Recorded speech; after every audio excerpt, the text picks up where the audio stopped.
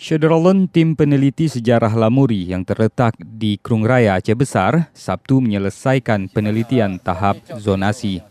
Zonasi sendiri adalah penentuan batas-batas situs Lamuri yang nantinya akan dikembangkan menjadi kawasan cagar budaya. Tahapan ini Syederalun juga akan menjadi dasar untuk pembebasan lahan milik warga.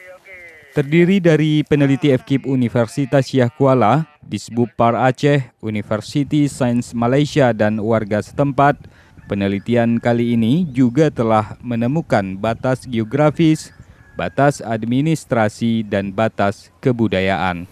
Bahwa Lamuri ini sebagai salah satu kerajaan terbesar dan pertama di Nusantara ini, khususnya di kawasan Aceh.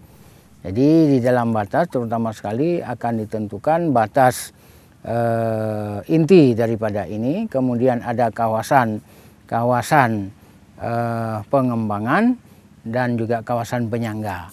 Tentu nanti setelah didapati batas-batas tersebut akan mudah untuk mengambil kebijakan-kebijakan itu yang akan dilakukan untuk masa-masa yang akan datang. Di lokasi yang sama Syederalun pada tahun lalu, peneliti juga telah mengkaji tentang penyebaran makam dan ekskavasi.